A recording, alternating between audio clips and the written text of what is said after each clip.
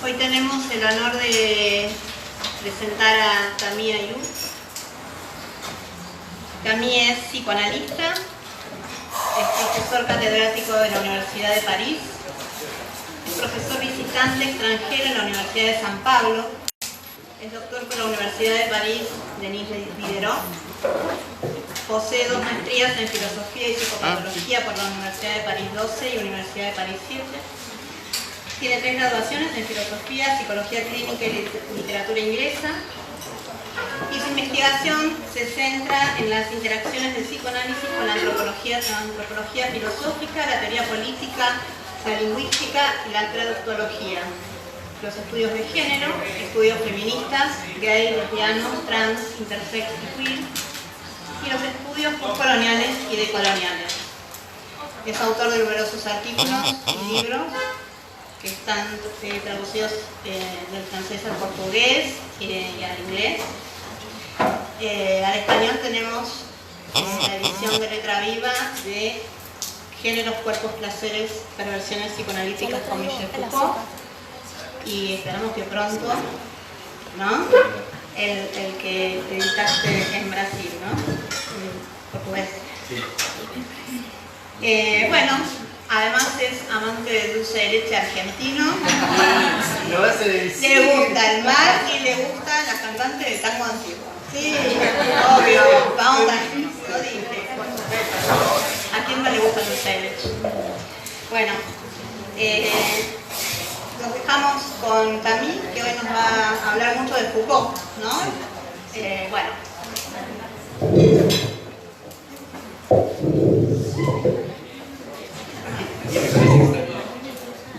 Hola, ¿se me escucha? ¿Todo bien? ¿Sí? Bueno, buenas noches a todas, todos.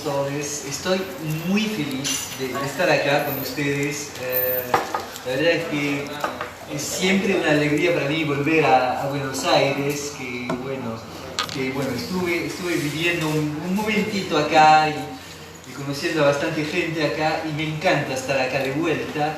Y lo que me encanta esta vez es ver que hay una alianza de luchas, vamos a decir, entre una forma de psicoanálisis no hegemónico de acá y el de allá. Y somos poco numerosos y numerosas, así que bueno, me encanta que que hagamos esa alianza de luchas, de cierta forma. Y quisiera agradecerle a Verónica, a Jessica de haberme invitado acá. Quisiera agradecerle también mucho a Facundo y a Mariana de haberme llevado por Argentina, porque si no fuera por ellos, yo no estaría acá. Así que muchísimas gracias para ese maravilloso coloquio de Silvia Bleichmann que empieza mañana. Y como les dijo Verónica, les voy a hablar un poco de Foucault. Espero que aguanten un poco, porque va a ser un poco medio pesado, pero por favor, que griten si te pasas. Si me paso. Y mi propuesta acá es intentar, el título que di acá era Cuerpos, Técnicas y Función, sí, un psicoanálisis Foucaultiano con una cuestión. Y algunos amigos me dijeron que el psicoanálisis Foucaultiano no lo creemos, o sea, no creemos que exista un psicoanálisis Foucaultiano. Yo no creo en nada, pero tengo un poco de esperanza que las cosas vayan hibridándose, la hibridez es algo que voy desarrollando desde algunos años, precisamente con respecto al psicoanálisis. Entonces, para problematizar eso, yo voy a arrancar con la última frase de la voluntad de saber de Foucault. Y él escribe lo siguiente, escribe: contra el dispositivo de sexualidad, el punto de apoyo del contraataque no debe ser el sexo, deseo, sino los cuerpos y los placeres. no el sexo deseo, sino los cuerpos y los placeres. O sea, que casi que la voluntad de saber termina con esa frase, con ese programa.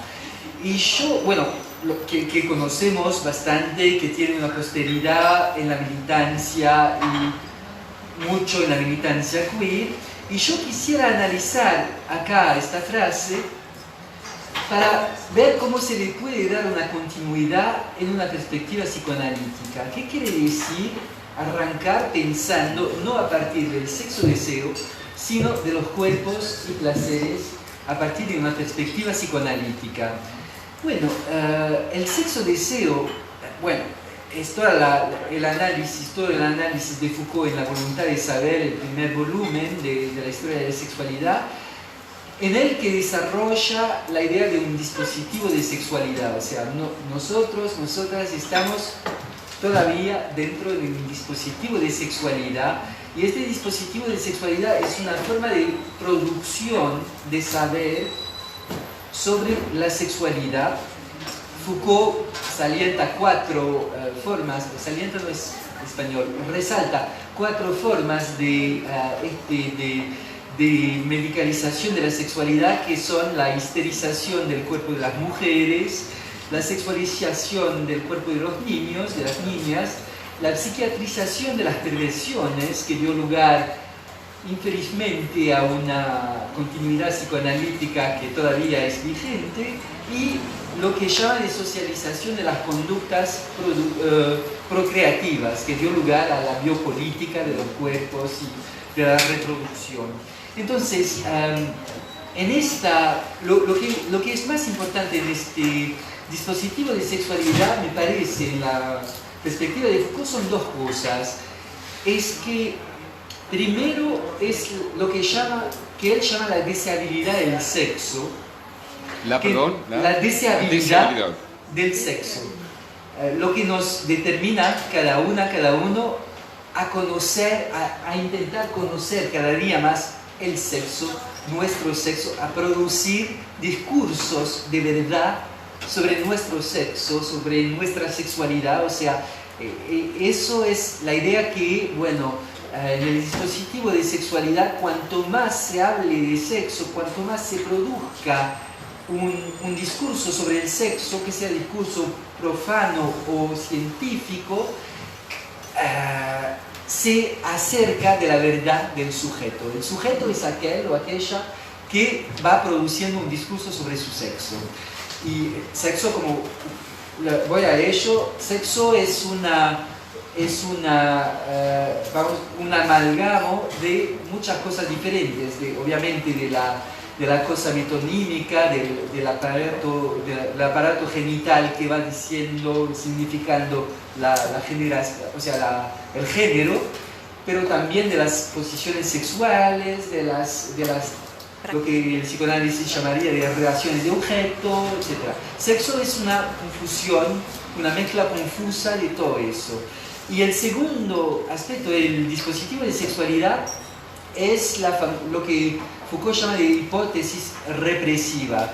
Es la idea que el poder actúa solamente reprimiendo, interdictando, prohibiendo, mientras cuando pasamos al régimen de disciplinar, como dice Foucault, el poder actúa de formas totalmente diferentes, que no es solo la represión, la interdicción, sino también la proliferación de aquello sobre lo cual el poder está actuando, la clasificación, la producción de saberes, todo el desarrollo de las ciencias médicas, psicológicas, sociológicas y, infelizmente, psicoanalíticas sobre la sexualidad. O sea, una forma de establecer categorías del sexo e identidades también. Y entonces, según Foucault, el psicoanálisis está inscrito dentro de este dispositivo de sexualidad porque le da la forma la más refinada, según Foucault en La voluntad de saber, le da la forma la más refinada a este dispositivo de sexualidad, precisamente porque va diciendo que la verdad del sujeto está en su discurso, el discurso que va desarrollando sobre su sexualidad y va retomando categorías del poder soberano, o sea, las categorías, por ejemplo, del padre, son categorías que se inscriben dentro del poder soberano, de lo que Foucault llama de poder monárquico, jurídico, mientras pasamos a otro tipo de poder que es el poder disciplinar y, sin embargo, el psicoanálisis va arrastrando modelizaciones fundadas en el poder monárquico jurídico, con la figura de la ley, del padre, etc. Porque el poder disciplinar, la diferencia entre el poder disciplinar y el poder jurídico monárquico es que mientras el poder jurídico monárquico actúa a través de la ley, que interdicta, que prohíbe, y es centralizado y más o menos personalizado con un grupo de personas que ejercen el poder desde arriba hacia abajo, el poder disciplinar, al contrario, es una dispersión de micropoderes en lo que no actúa la ley, sino la norma. La norma es algo muy importante porque sin norma no existiríamos. O sea, el sujeto no es solamente un sujeto sobre él o la cual se ejerce una norma, un poder exterior como el poder jurídico. En la norma el sujeto existe precisamente porque se subjetiva sujetándose a las normas. Todos, todas, todes nos sujetamos a algunas normas precisamente para emerger, disculpen, vengo de Brasil, o sea, y es terrible porque entre castellano y portugués, es como si lo hicieran a propósito. Cada vez que hay una vocal particular en castellano, la cambian en portugués. Cada vez que hay un acento sobre una sílaba en portugués, es la otra sílaba en castellano. Así que bueno, lo voy confundiendo totalmente, pero bueno.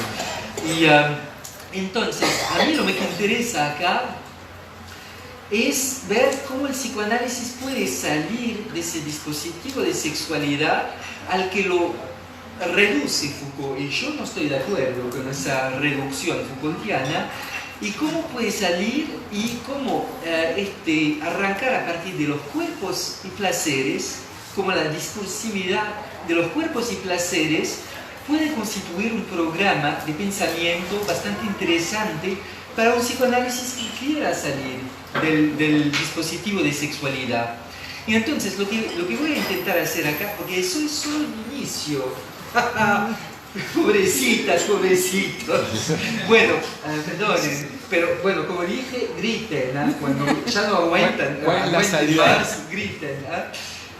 Lo que me interesaría hacer acá es analizar eso de los cuerpos y placeres a partir primero de una crítica que se le dirige Judith Butler a Foucault sobre los cuerpos y los placeres, y ver luego qué interés una epistemología y una discursividad a partir de los cuerpos y placeres puede aportarle al psicoanálisis. ¿Qué sería un psicoanálisis que no arrancaría a partir del sexo-deseo, sino de los cuerpos y placeres? Entonces, bueno, la lectura butleriana, muy rápidamente, Butler, en un texto bastante extraño, para mí bastante desconcertante también, va celebrando cuerpos y placeres de Foucault, pero al mismo tiempo le va dirigiendo unas críticas que, en mi opinión, no se dirigen directamente a Foucault. Y le dirige 5 objeciones. La primera es que dice, cuando se habla de cuerpos y placeres, se refiere, según Butler, a una supresión del género y de la homosexualidad, y de la posición de la homosexualidad. Porque si hablamos de cuerpos y placeres, no queda allá la diferencia entre la heterosexualización del deseo y otras sexualidades homosexuales. La segunda objeción es que Judith Butler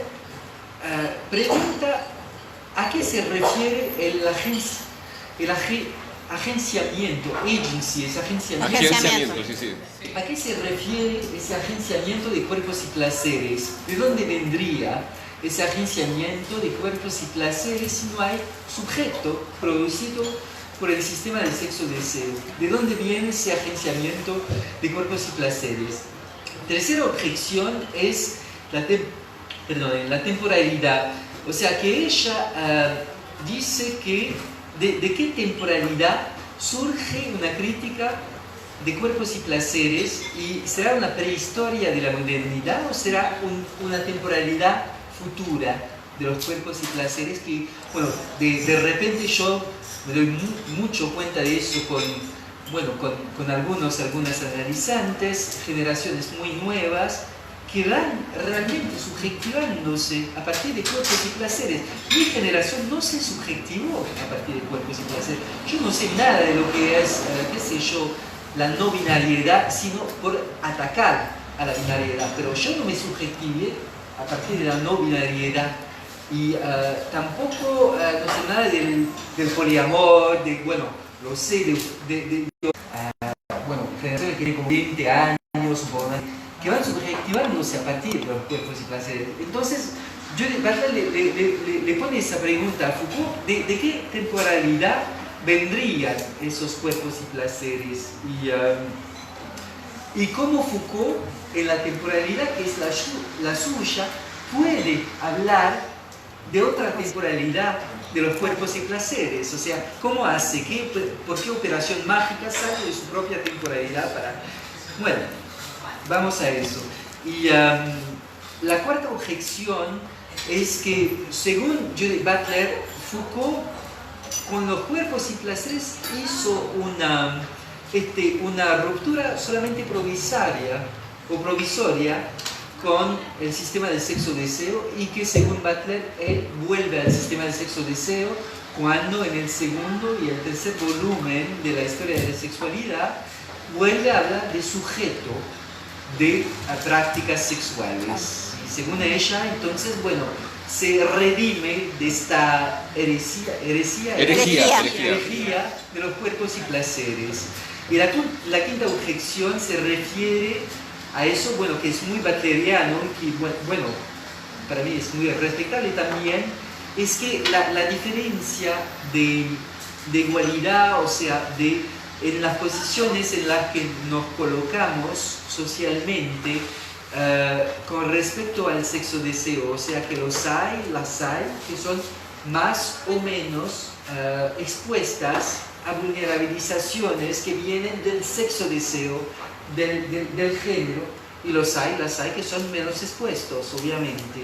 O sea que, de cierta forma, Butler está diciendo que Foucault está negando la desigualdad de reparticiones de género, de relaciones sociales de género. Entonces, tenemos acá, a mí parece, en mi opinión, una extraña análisis de Foucault por Butler, que se centra en dos motivos. Primero, en el motivo del género y de las relaciones sociales de poder de género, o sea, que es un tema que Butler pretende recordarle a Foucault, pero sobre todo a los estudios queer, más que a Foucault, que negarían los estudios queer, que según Butler negarían la efectividad del género. Ese paradoja, ustedes lo conocen, que por más que vayamos desconstruyendo las construcciones sociales de género, una vez que salimos a la calle, nos quedan por encima las construcciones sociales de género, y hay algunas de nosotras que son más expuestas a la vulnerabilización que provocan esas construcciones de género. Y el segundo motivo es el de la vulnerabilidad, o sea, un motivo muy butleriano sobre eso. A mí me parece que Butler está dando un tiro por elevación acá, apuntando a Foucault, pero hablando de estudios queer, no hablando realmente de Foucault. Y me parece que está descartando al mismo tiempo lo que quisiera resaltar acá, que es la dimensión fundamentalmente discursiva de los cuerpos y los placeres. Discursiva. ¿Qué quiero decir? Cuando... Que yo pedí una botella, toma.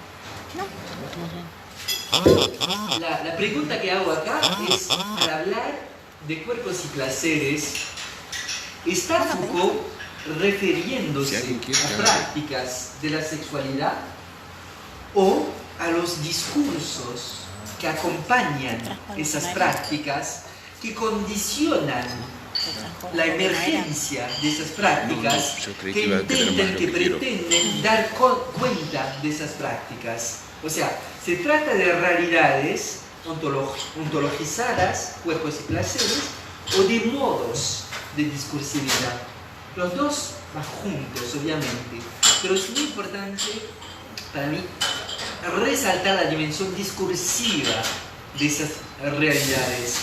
Y yo pienso que Foucault está acá resaltando una discursividad que no consiste solamente en significantes lingüísticos, o sea, más allá de una, qué sé yo, de una perspectiva lacaniana ortodoxa que diría que el lenguaje, los significantes son solamente lingüísticos.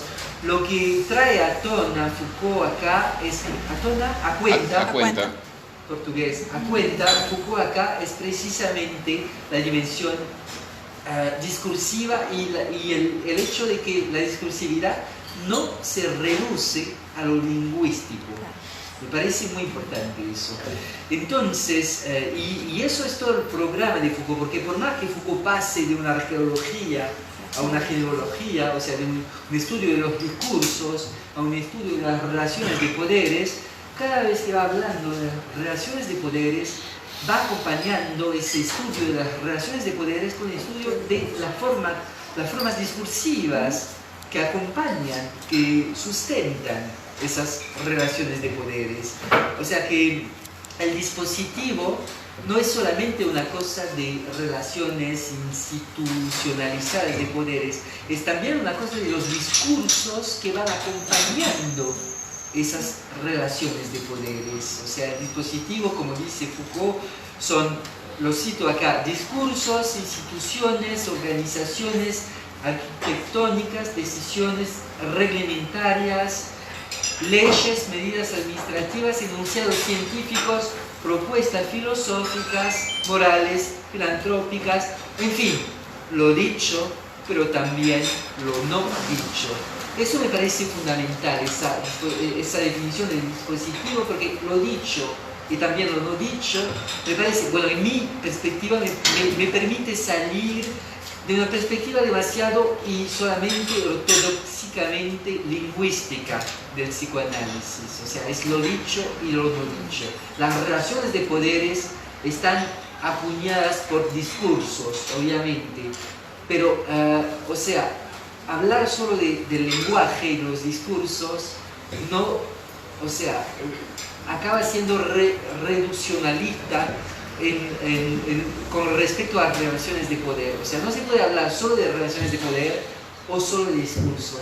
Las dos cosas van juntas. Y me parece que es eso lo que aporta la perspectiva de Foucault.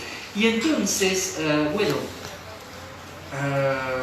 acá mi pregunta, no voy a contestar las críticas de Butler, porque, bueno, si no quedaríamos acá hasta mañana, y yo con mucho gusto, pero bueno, ustedes van a gritar, así que bueno, voy al grano.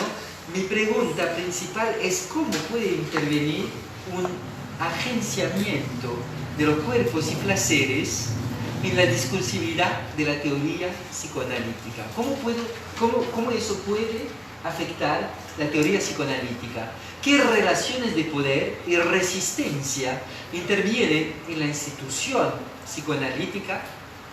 ¿Qué efectos sobre la teoría psicoanalítica, pero también, y obviamente, sobre la clínica, qué efectos de subjetivación esta discursividad resistente de los cuerpos y placeres puede producir? Es mi pregunta acá. Y bueno, no respondo a las críticas de Butler y voy al interés para el psicoanálisis. Bueno, los cuerpos y placeres me interesan sumamente. Acá, en la posibilidad de lo que llamo de psicoanálisis menor, al cual aspiro, que sería, bueno, un psicoanálisis concebido a partir de la, qué sé yo, de una definición por Deleuze y Guattari de la literatura menor, o sea, el psicoanálisis que no es un psicoanálisis de una lengua menor. La literatura menor no es una literatura escrita en una lengua menor, sino una literatura escrita por una minoría en una lengua mayoritaria. Deleuze y Guattari dan como ejemplo el ejemplo de Kafka, checo, judío, que escribe en alemán y va desterritorializando la lengua alemana. Del mismo modo, yo me pregunto qué sería un psicoanálisis menor que vaya desterritorializando la lengua mayoritaria del psicoanálisis. Y entonces, me parece que este psicoanálisis menor, si sigue la incitación Foucaultiana en pensar a partir de los cuerpos y placeres, tiene que plantearse algunas preguntas. Primera pregunta es descripción versus prescripción. O sea, en sus modelos teóricos y los efectos clínicos de sus modelos teóricos, ¿será el psicoanálisis solo descriptivo de las modalidades de subjetivación, de organización entre los sexos, de las configuraciones históricamente situadas de sexuaciones y sexualidades? ¿Será solamente descriptivo de eso, con un papel del varón y un papel de la mujer y la figura, qué sé yo, del Édipo totalmente imaginarizada y el nombre del padre totalmente imaginarizado y todo eso? ¿Será solamente descriptivo de eso o será prescriptivo de un modo único de subjetivación que acaba siendo exclusivo de una variedad de otras posibilidades de subjetivación?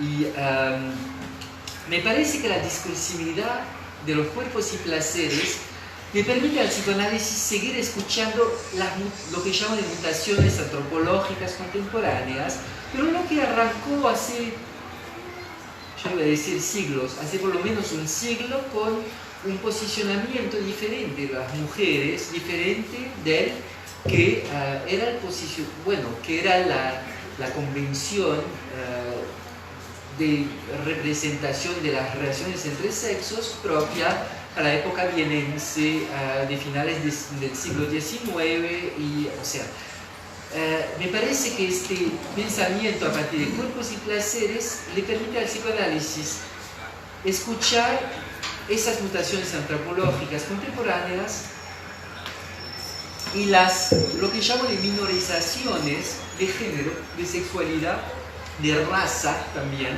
porque es un debate muy actual, sobre todo en Francia, es el país donde vivo, que le permite escuchar eso fuera de una inteligibilidad dada de antemano al psicoanálisis, con una imaginarización de las categorías, de las herramientas psicoanalíticas. ¿A qué me refiero acá? En portugués. Me refiero al papel de normalización de cierto psicoanálisis que va prescribiendo precisamente posiciones de género, de sexualidad, de raza también, como las posiciones ciertas para la subjetivación. En Francia, para mí, ustedes son la vanguardia, ustedes son el futuro. En Francia es la prehistoria de todo eso, no realmente. Bueno, cuando vine acá me di cuenta que la cosa era un poco más compleja y que había gente que se escapaba también. Pero para mí, porque legalmente que unas leyes pasen jurídicamente, legalmente, eso es un cambio absolutamente tremendo que acaba teniendo efectos simbólicos muy fuertes y que hacen que el psicoanálisis no puede seguir, sordo, haciendo como si no existieran esas cosas, que lo simbólico traducido por la ley está acá. Y en Francia no, porque las leyes todavía no acontecieron. Entonces, la gente va agarrándose aún más a rigideces de la teorización psicoanalítica. Y dentro de esas rigideces, surgieron muchas en el 99, cuando se votó la ley del Pax. El Pax era la unión civil, unión entre personas dichas de mismo sexo, etc. Salieron muchas psicoanalistas para denunciar el derrumbamiento de lo simbólico, de la civilización, todo eso, etc. Y volvieron a salir con mucho éxito en el 2013, cuando pasó la ley del matrimonio igualitario. Nosotros, bueno, tuvimos una ley del matrimonio igualitario un año después de ustedes es el 2010. 2010. 3 años después. Y que costó mucho, porque hubo muchas manifestaciones de lo que se llama la Manif pour tous, que era una manifestación de extrema derecha, católica, etc. Y los esos eran tus. ¿Cómo? Esos se planteaban como tus. Como tus, o sea, un uso del lenguaje, una retórica instrumentalizadora del lenguaje que es absolutamente terrible. Y bueno, y los psicoanalistas, muchas psicoanalistas se sumaron a esos movimientos, diciendo también, bueno, condenando el matrimonio igualitario, diciendo que las mismas pelotudeces, que bueno, se acaba la civilización. Se acaba la civilización, que los hijos de homoparentesco, las hijas de los hijos son, ¿cómo dicen? Niños y niñas simbólicamente modificadas. Realmente. Bueno, cosas absolutamente espantosas. Es como si fuera horrible que se pudiera modificar el nivel simbólico. Claro. Si fuera una catástrofe. Absolutamente. Esa forma de agarrarse a un simbólico etéreo, abstracto, que no existe dentro de configuraciones sociales. No sé si dos simbólicos, bueno, una forma de pensar lo simbólico es una sedimentación de relaciones sociales en un momento histórico dado, en un lugar dado. Y muchos psicoanalistas no van pensando eso de esta forma. Entonces, bueno, mucha mierda producida en nombre de todo eso. Y De todos. con el tópico de la estructuración, que eso, bueno, incluso fuera de esos debates, pero nunca está fuera de esos debates, pero los hay que dicen que estamos fuera de esos debates, pero bueno, hay eso de que la alteridad se estructura a partir de la diferencia de los sexos. Y esa diferencia es fundamentalmente, obviamente, genital, y viene de la institución del matrimonio y de una alteridad radical que viene de una insimilitud entre hombres y mujeres, o sea, que no tiene nada que ver porque hay una alteridad radical, o que estos discursos que van promocionando algo como la oposición que yo llamo de mística entre lo fálico y lo no toda, oposición glamorizada por la misteriosa lógica no ensemblista de los matemas, que al final hace que ninguna de nosotras entendemos de qué va, pero bueno, esta enigmática. Pero debe ser muy importante. Sí, debe ser muy importante, o sea, esa enigmática lógica de los matemas y la estática apertura al todo otro, que es precisamente siempre es mujer. Relación, que siempre es mujer. ¿Quién habla acá? No, ¿quién habla? Que la alteridad sea definida, lo todo otro sea definido como lo femenino. ¿Quién habla acá? Por favor. Y entonces, bueno, resultados de eso, me parece que esta discursividad de cuerpos y placeres puede conllevar eso en el psicoanálisis. Eso de que como decía Gail Rubin, que es una teórica de los estudios queer, como la idea que la jerarquía sexual social sea concebida a través del concepto de variedad sexual anodina, o sea que cualquier posición en la que cogemos no tiene más sentido del que ponemos subjetivamente allá, y que no sea, o sea, imaginarizada por un exceso de sentido que viene de una clasificación social de las sexualidades. Primero eso.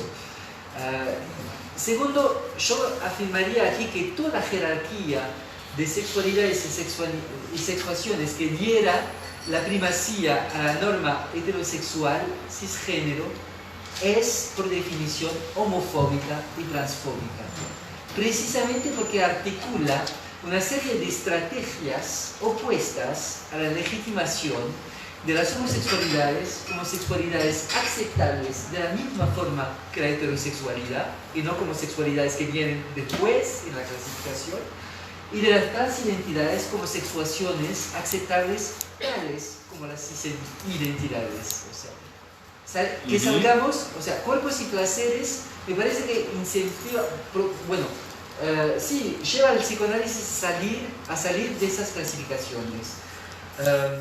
Otra distinción, la distinción entre sexualidad, que me parece que cuerpos y placeres resaltan la distinción entre sexualidad en cuanto a conjunto de prácticas a partir de las cuales históricamente, y solo históricamente, Freud pensó la represión, por un lado la sexualidad, y por otro lado la sexualidad infantil, que excede absolutamente y totalmente la sexualidad, y que no se puede dejar reducir a posiciones sexuales.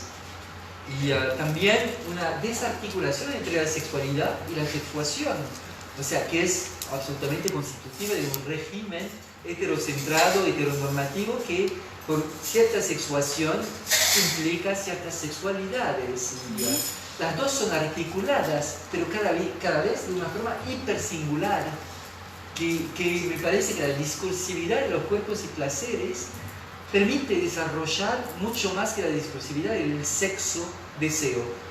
Y bueno, otra cosa, otro efecto es la diferencia entre los sexos y el falo. Yo me parece que oponer al sexo-deseo los cuerpos y placeres permite levantar varias cuestiones.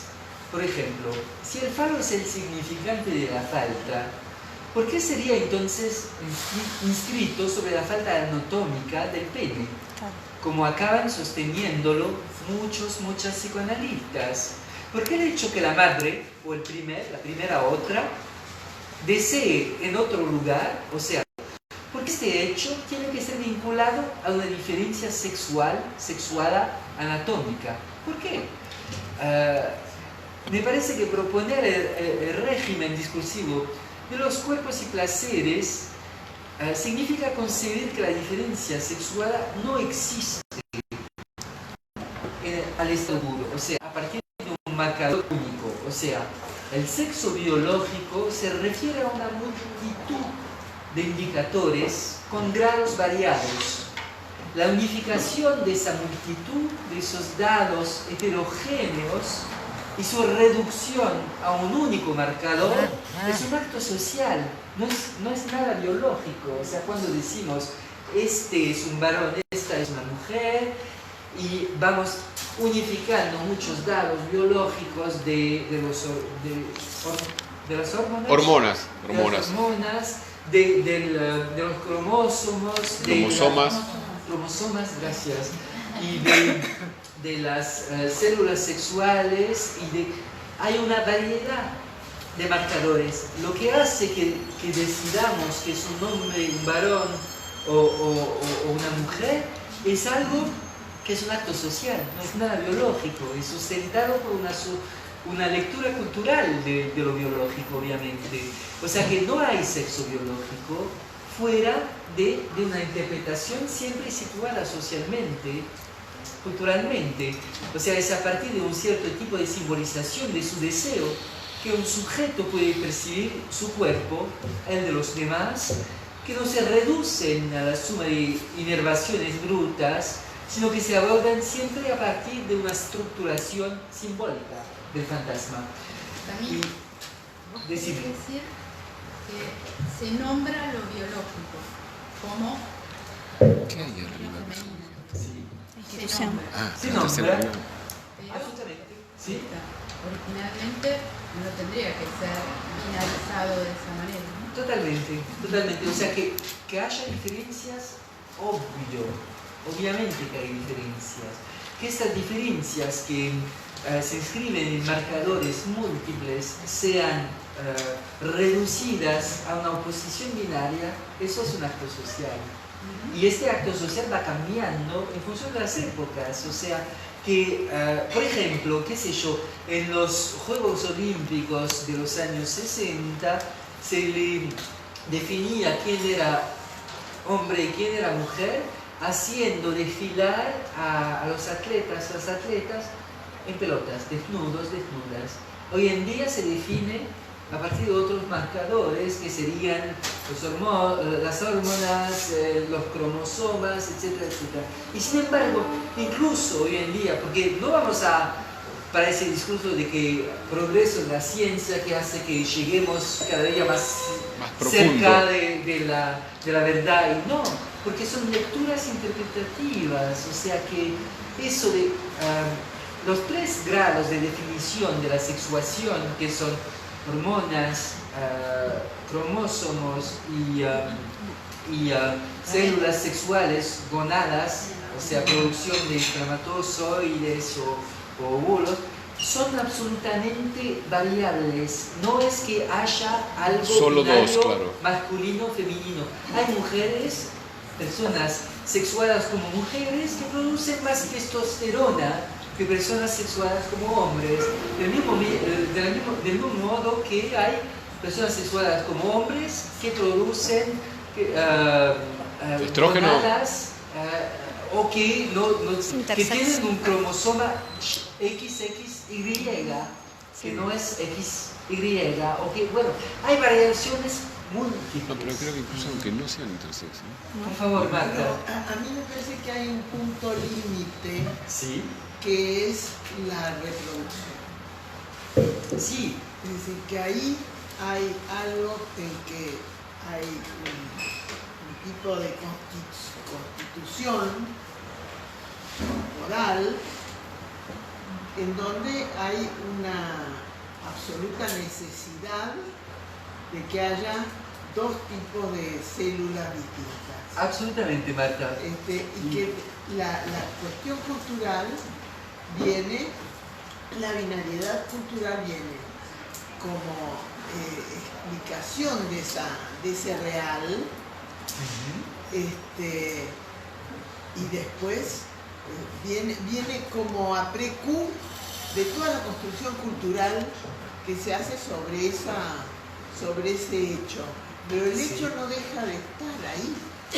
Estoy de acuerdo con vos, pero ¿qué te parece a la hora que tenemos una variedad de posibilidades de reproducción que no están vinculadas precisamente a una pareja hombre-mujer, que son asistidas médicamente, todo eso, que hacen que, qué sé yo, que un hombre trans es padre de la criatura a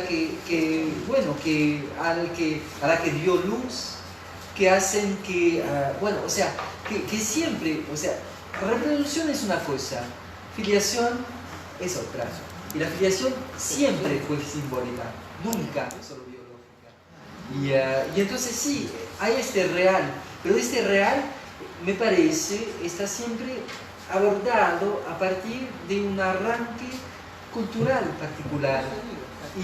Y el cultural particular de hoy, me parece, implica que vayamos cambiando nuestra forma de pensar las cosas, porque que 2 mujeres sean las madres de un hijo, que un hombre trans sea el padre del hijo que tuvo con una mujer o con un hombre, que, hay reconfiguración, que haya parentescos monoparentales también, que haya parentescos pluriparentales también. Todo eso lo va recomponiendo también. Porque eso, en lo que decís, obviamente hay un punto absolutamente cierto, que es este real de la reproducción, que depende de eso. Pero hay muchos y muchas psicoanalistas que te van a decir a partir de eso, pero ¿qué le pasa al niño, a la niña, cuando la escena originaria no se le plantea en términos de pene y vagina? No se le plantea así, le derrumba psicológicamente. Eso lo encuentro súper violento. Y no es real. Y no es real. Y no es real. Y no es real. Sobre todo, no es eso, no pasa eso. Así que, bueno.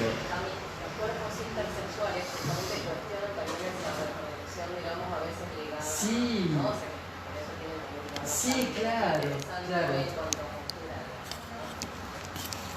Claro, claro. Los cuerpos intersexuales, sí, claro, claro, sin duda. Sin duda. Y, bueno, ¿creen que siga o que discutamos? Sí, no. Terminá tu exposición. Entonces, bueno, no. Y me parece que también que la diferencia sexual no existe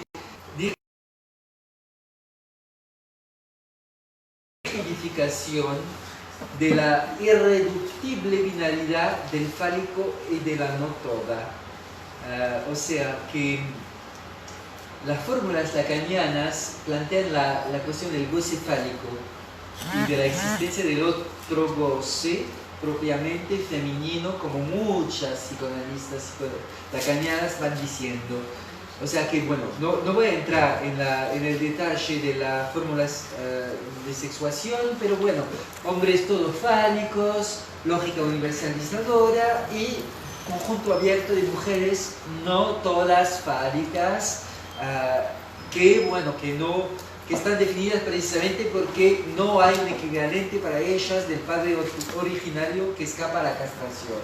Bueno, me parece que esas fórmulas lacanianas, muy interesantes porque desbiologizan la sexuación y sin embargo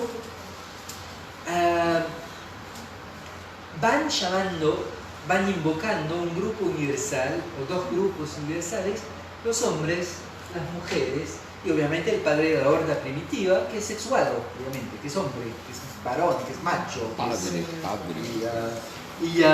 O sea que me parece que hay como si fuera una petición de principio que para explicar, dar cuenta de la diferencia de los sexos, la de dos goces diferentes, el fálico y el no todo, implica la definición de dos grupos ya sexuados, los hombres, las mujeres y el padre de la horda primitiva. O sea que es una petición de principio de cierta forma. ¿Y por qué tendrían necesariamente dos grupos ya sexuados? Así. Y esa binaridad, yo quisiera proponerles algo aquí a partir de una teórica que amo mucho, que tuve el gran placer de conocer, que es Rita Segato, que sitúa, vamos a decir, cultural y racialmente esas fórmulas de la sexuación. Ella va diciendo, por ejemplo, en un texto que se llama La célula violenta que Lacan no vio, un diálogo tenso entre la antropología y el psicoanálisis, un texto hermoso, bárbaro, hermoso. Ella va diciendo que confronta este semblante de tener el falocello al descubrimiento etnológico que los baruyas, una etnia, le presenta a Godelier, a Maurice Godelier. Y ese descubrimiento es absolutamente central. Acá van revelando a este etnólogo Godelier que el secreto mejor guardado del grupo es que la flauta ritual de la casa de los hombres, símbolo de la masculinidad, pertenecía en realidad a las mujeres y fue robada por los hombres a las mujeres. O sea que aquí me parece absolutamente central, porque a la circulación de las mujeres levi-straussiana y obviamente después lacaniana, historicizada, se agrega aquí la circulación de una exacción, de un acto de violencia, de un robo, de una exacción contra las mujeres que garantiza la masculinidad. Eso me parece muy interesante porque Rita Segato va asociándolo con la hipótesis de Carol Pateman, que escribió un libro que se llama El contrato sexual, muy interesante, que dice que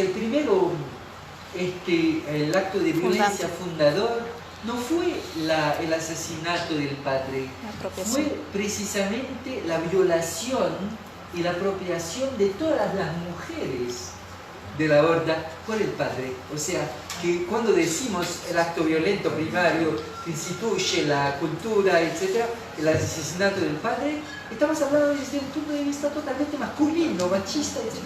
El acto violento primero es la violencia ejercida contra las mujeres.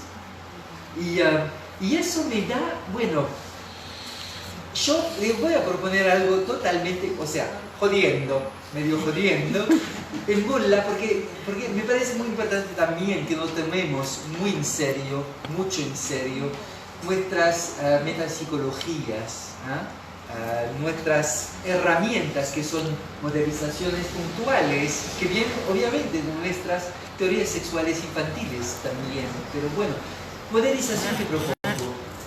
Ustedes conocen las fórmulas lacanianas de sexuación. Bueno, una universal afirmativa, todos los hombres tienen el falo.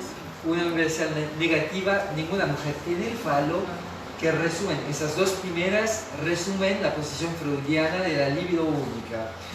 Y bueno, introducen la fantasía de una complementariedad entre los sexos. Todos tienen falo, todas no tienen falo. Pero las dos últimas van precisamente rompiendo con esa complementariedad, con ese mito de la complementariedad, porque hay una particular negativa del lado hombre que dice todos los hombres menos uno están sujetos a la castración, y una particular negativa del lado mujer: no existe una X que sea una excepción a la función fálica. O sea que aquello del padre de la horda primitiva que vale para el lado masculino no vale para el lado femenino. Entonces, asimetría entre los dos sexos, inexistencia del equivalente del padre original para el lado femenino. Y yo me parece que una lectura a partir de los cuerpos y placeres y a partir de lo que va trayendo Sylvia Bleichmann a partir de Carol Pateman me parece muy... bueno, yo les voy a proponer... ¿Silvia Bleichmann o Rita Segato? Bueno, perdón. Ay, Sylvia Bleichmann la amo, pero pero esto es de Rita Segato. Perdón, era Rita Segato. Era Rita. Perdón. Sí, no, es que bueno. Sí, la amo, porque me autorizó cuando, bueno, de eso hablaré otra vez, pero me autorizó muchas cosas Sylvia Bleichmann. Pero está acá. Y yo les propongo eso, que me autorizo, en plan jodiendo a medias. Las fórmulas podrían articularse del siguiente modo: una universal positiva del lado mujer. Todas las mujeres tenían la flauta. Una universal negativa del lado hombre. Ningún hombre tenía la flauta. Una particular negativa del lado hombre. Existe un hombre que escapa de la posibilidad de ser violado, el padre. Una particular negativa del lado mujer: no existe una X que sea una excepción a la violencia. No hay mujer que escape de la posibilidad de ser violada. O sea, por supuesto, obviamente esas fórmulas, como las anteriores, son binarias, pero proponen otra cosa. Otro o sea, juego, claro. Lo que pretendo poner es que la afirmación de la masculinidad no es por la excepción a la castración, sino por la excepción a la posibilidad de ser violado, que es lo que fundamenta nuestras sociedades todavía patriarcales, de cierta forma, me parece. Y entonces, bueno, y otro punto a partir de los cuerpos y placeres, pero no lo voy a desarrollar, solo voy a decir dos palabras, es que me parece que cuerpos y placeres permiten pensar la subjetivación en términos de técnicas de sí, en términos Foucaultianos. Me explico. Foucault consideró durante mucho tiempo que había técnicas de poder, y sobre todo en el poder disciplinar, que van subjetivando personas, sometiéndolas a tipos de poderes. Y contra esas técnicas de poderes, él intentó pensar técnicas de sí. Fue hasta la antigüedad griega, romana, para pensar esas técnicas de sí, como posibilidades de relación de un sujeto con sí mismo, con sus prácticas, y la posibilidad de estetización de prácticas a partir de esas técnicas de sí. Él decía que, por ejemplo, el psicoanálisis se fundamentaba, en su lectura, no la comparto, pero el psicoanálisis se fundamenta, según él, sobre técnicas de poder basadas en la confesión y el principio de verdad del sujeto como una cosa que va a revelar a los demás. Y yo quisiera intentar pensar un psicoanálisis que no se fundamente en técnicas de poder, sino en técnicas de sí, precisamente. O sea que Foucault define las técnicas de sí como artes de la existencia que la va rescatando en la antigüedad griega y romana, diciendo que son reglas de conducta que buscan, por las cuales sujetos buscan transformarse a sí mismos, modificar su ser singular y hacer de su vida una obra que lleve consigo ciertos valores estéticos y cumpla ciertos criterios de estilo. Es lo que escribe en el segundo volumen de la historia de la sexualidad. Y dice que el psicoanálisis fue del lado de lo que llamó después la hermenéutica de sí, que no se trata más de una estética, de una práctica de sí, de un cuidado de sí, sino de un conocimiento de sí, de una hermenéutica de sí, que vino a partir de la pastoral cristiana. Que la pastoral cristiana lo que introdujo es que no se trataba más de un conjunto de técnicas de sí con respecto a las prácticas de uno, de una, un conjunto de estilizaciones de la vida de uno mismo, sino de una confesión de verdades y de conocimientos sobre sí mismo, y que llegó con Agustino y con toda la pastoral cristiana, en la continuación de la cual Foucault inscribe el psicoanálisis. Y yo me pregunto, ¿será que el psicoanálisis no puede ser también concebido como un lugar de técnicas de sí, y no de conocimiento de sí? Sabemos todos que en una tranche, no sé cómo se dice tranche, pedazo. una franja psicoanalítica, nos salimos de allá con un mayor conocimiento de nosotras, de nosotros, sino con una elaboración que es más afectiva que cognitiva, obviamente, y que nos lleva a otras formas de técnicas de nosotros, de nosotras, de técnicas de sí. Entonces, a mí me parece que el psicoanálisis podría desarrollar esas técnicas de sí, o sea, podría desarrollar una concepción del sujeto y de la elaboración como lugar de producción de técnicas de sí, no de producción de saber sobre sí, de verdad, de confesión, de cuerpos y placeres. Serían una forma, una discursividad que permitiría producir técnicas, el psicoanálisis como lugar de técnicas de sí, y un psicoanálisis como cuidado de sí, y no como scientia sexualis, o sea, un psicoanálisis que salga de cualquier nosografía, obviamente, de cualquier psicopatología, de cualquier clasificación, y obviamente de sexuaciones, de sexualidades, pero también de categorías psicopatológicas, neurosis, psicosis, prevención. Para mí, razonar en estos términos no es psicoanalítico. Bueno, en mi versión, totalmente, mi teoría sexual infantil. Pero bueno, aquí sería la relacionalidad introducida por sexualidades, sexuaciones no binarias, que revelaría la sexualidad no como una creación, mucho más que como un descubrimiento de un aspecto secreto del sujeto. O sea, es una cuestión de creación y de relacionalidad. Cuando hablo de mi sexualidad, de forma estricta o de forma amplia, en una sesión psicoanalítica, estoy hablando de relacionalidades, no estoy hablando de una verdad y de un descubrimiento de mi secreto escondido, verdadero. Estoy hablando de relacionalidades.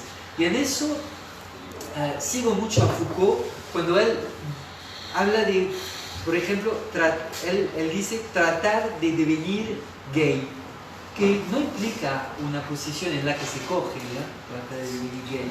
Dice, tratar de devenir gay es crear nuevas formas de vida, relaciones, amistades, en la sociedad, en el arte, en la cultura, crear un nuevo derecho relacional más allá de las instituciones empobrecedoras. Doras, sí. Y dice escapar del placer de las relaciones sexuales del campo normativo de la sexualidad y sus categorías. O sea que es una cuestión de relaciones, más allá de lo que fue institucionalizado. Mi sexualidad es mi relacionalidad fuera de categorías del sexo deseo que fueran institucionalizadas. Y de la misma forma se le puede aplicar, me parece, a la sexuación. O sea, por ejemplo, aceptar la posibilidad transgénero que desata la sexuación del sistema genital significa también renunciar a la idea problemática de la sexualidad, de una sexualidad homosexual o heterosexual, como elección de lo mismo o elección del otro, porque la innovación relacional es aquí central. O sea, el deseo trans, en el deseo trans, la sexualidad no está vinculada a la estabilidad o existencia de los géneros. Una persona transgénero puede sentirse atraída por hombres, mujeres o el resto de nosotros, como decía Kate Bornstein, sin que sea posible decir que está buscando su sexo o el otro sexo. Y se trataría, por lo tanto, de pensar las sexuaciones, las sexualidades, las identificaciones, no a partir de la diferencia de sexos, sino a partir de lo que propongo como las modalidades de relacionalidad presentadas por esas experiencias. O sea, sería un psicoanálisis de los cuerpos y placeres y no de los sexos deseos. Sería un psicoanálisis que no sería una teoría de la sexualidad, sino un estudio de las relaciones de poder y de los efectos de dominio subjetivos y colectivos, porque no hay subjetivos sin colectivos, subjetivos y colectivos por los cuales un sujeto se subjetiva sujetándose. Y para concluir, bueno, última palabra, en un texto del... antes de concluir, si me lo permiten, una palabra. Que te lo quería decir a vos, porque estuvimos hablando del eroticismo, de lo erótico, y a vos, Nico, porque cuando hablamos en términos de cuerpos y placeres,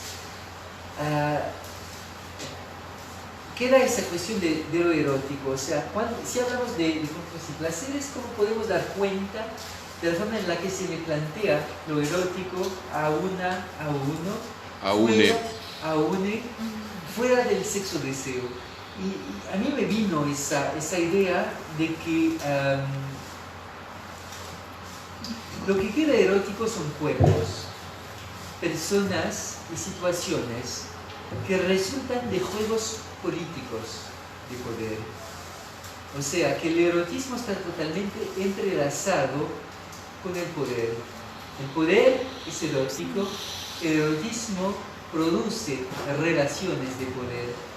Si yo soy el producto deseante, erotizante de mis determinaciones biopolíticas, también puedo actuar de cierta forma sobre mi erotismo y alterarlo, reventarlo, precisamente atravesando el fantasma social tecnológico a través del cual me eroticé como tal sujeto dentro de tales relaciones de poder. Yo creo que, un lado de la elaboración psicoanalítica es que me acompañen en este trayecto de saber a partir de qué relaciones de poder me subjetivé y me eroticé. Y se me acompañan en ese trayecto, me queda, bueno, estoy idealizando muchísimo, pero me parece que me queda más claro que ese trayecto fue contingente. No es que pueda de forma omnipotente cambiarlo, pero es contingente. O sea que me parece que puedo, de cierta forma, darme cuenta que donde hay poderes que me subjetivaron, me erotizaron, hay también posibilidades de resistencias. Eso es muy golpeado. No hay poder sin resistencia. Y resistencias psíquicas y políticas, ya que, como lo recordaron las feministas, lo personal es absolutamente político.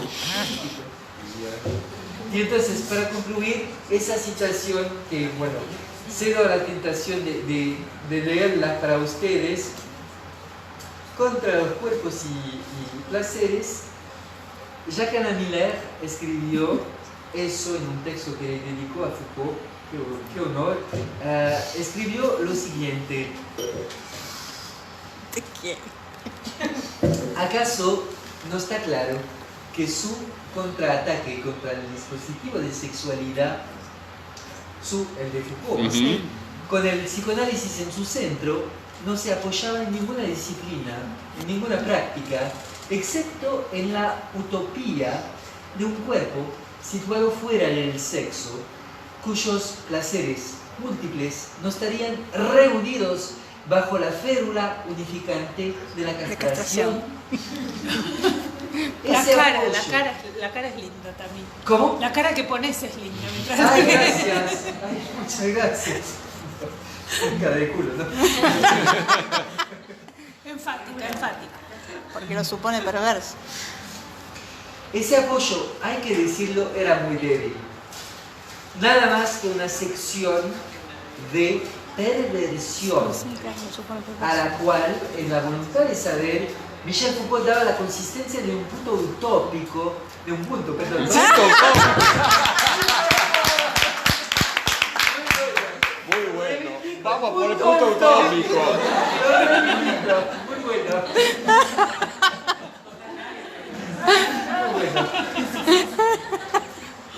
Entonces, perdón.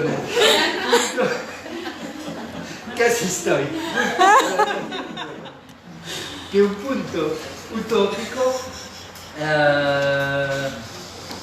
necesario por fuera del psicoanálisis. Esa utopía era realizada no por una sexualidad feliz, sino por un cuerpo de placeres plurales, donde las cosas del amor no formarían un todo unificado por el falo castrado. Amén. Es palabra de Dios. Bueno, es precisamente contra este tipo de lectura y esta forma de psicoanálisis que yo, propongo definir un psicoanálisis menor, un psicoanálisis de los cuerpos y placeres, que contra el dispositivo de sexualidad. Y termino con esa pregunta, ese psicoanálisis que revelaría la dimensión fundamentalmente política del psicoanálisis. Y todo apolitismo reivindicado por muchos psicoanalistas acaba siendo una opción política. Cuando yo digo, conservadora, yo sí. estoy afuera de la política, yo cojo una opción política, absolutamente. Entonces termino con esta pregunta: ¿qué opción política elegimos para el psicoanálisis? Termino así.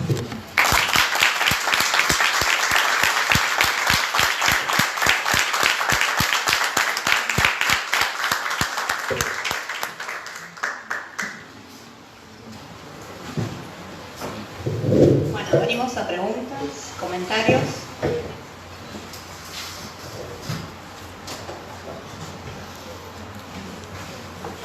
¿Podés volver a leer la última frase del comentario de Miller? Claro, bueno, no con mucho gusto, pero Te lo pido por favor.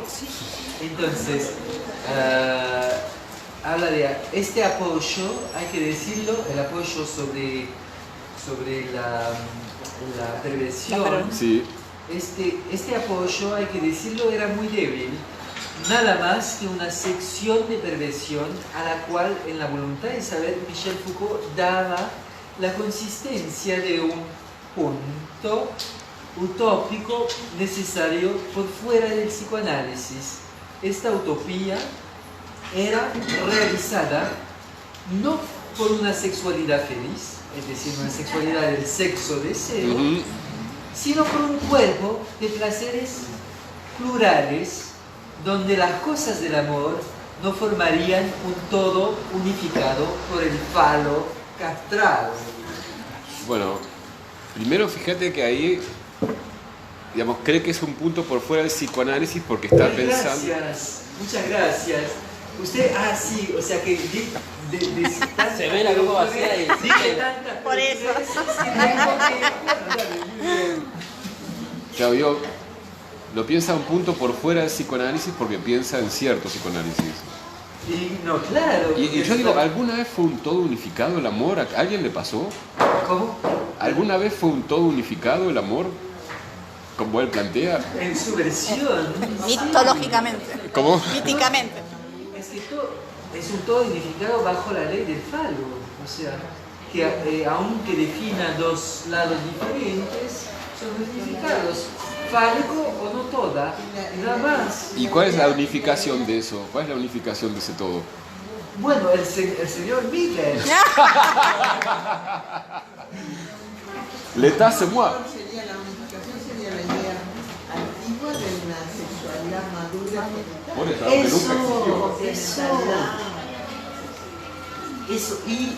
Eso es una vergüenza que, bueno, yo no soy de ninguna capilla, realmente, porque, bueno, intenté algunas, pero, bueno, al final estuve, bueno, con la idea de que en esos temas, de la misma forma que la IPA condenó la homosexualidad de los analistas, de las analistas, de que, bueno, hubo rigideces, etc., Lacan abrió su consultorio, su práctica, su teorización para gente que estaba echada fuera de la IPA, o sea que había una esperanza de algo que se abriera más allá de...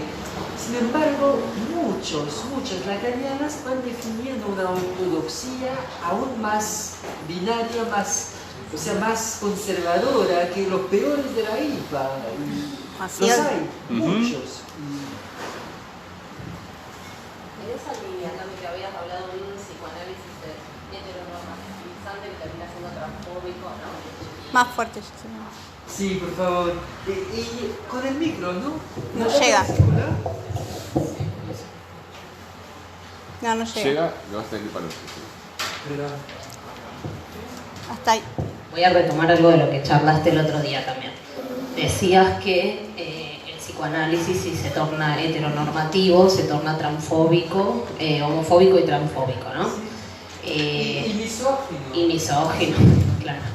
En esa línea, ¿no te parece como interesante por ahí retomar este concepto de neutralidad que hablábamos el otro día? Y bueno, Con que no estamos de acuerdo. No se lo pueden perder.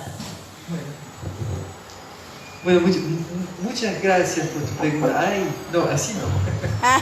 Sí. A ver. Sí. No, muchas gracias por tu pregunta. Sí, no, es eso de... Yo lo estuve trabajando a partir de un posicionamiento que no es nada neutro, que es el mío en Francia, como sujeto que no es que no es heteronormativo, que no soy hetero, que no soy tampoco gay, no me quiero definir a partir de una identidad fija, que es sujeto fuera de una centralidad europea blanca, porque por más que ustedes piensen que soy sueco, con esa cara, no lo soy. Y entonces, bueno, no, yo soy marroquí, o sea que, bueno, y a partir de esa posición, o sea que esas precauciones, solo para decir que estoy hablando de, bueno, de mi ombligo, obviamente, pero también de mi, o sea, de algo que es mi teoría sexual infantil, que no pretendo que sea la universalidad. Pero lo que me saltó a la cara era, en este contexto en Francia, un paralelismo entre, por un lado, la reivindicación absolutamente insistente de psicoanalistas sobre la neutralidad psicoanalítica, el hecho de que la única cosa que puede definir el analista es el ser neutro, que diferencias de género, de sexualidad, de raza, de clase, no tenía ninguna forma de importancia dentro del consultorio, porque yo como psicoanalista recibo el discurso del inconsciente. El inconsciente, obviamente, en el inconsciente eso no hace sentido, entonces por lo tanto, para mí me da igual que reciba un paciente, una paciente, mujer, hombre, gay, straight, lésbica, trans, negra, etc. Porque lo que nos une es como decía el otro, la amistad, el otro que aprecio, además, no lo voy a nombrar, aprecio su producción, pero dice que lo que nos une, psicoanalista y psicoanalizante, es la amistad del significante.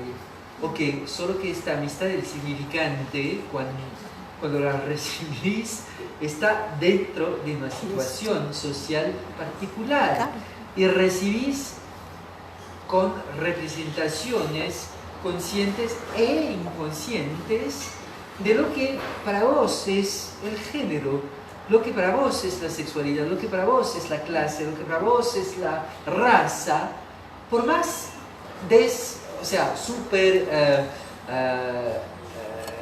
abierto y de izquierdas que seas y no sé qué, no, estás con representaciones que si de repente decís que no existen, estás convocando un pensamiento mágico que de repente hace que desaparezcan, y que el hecho de que recibas a una mujer negra, por ejemplo, en tu consultorio, sea una cosa que no conlleve el hecho de que estés más atento o atenta a una vulnerabilización social. Estoy hablando de Francia.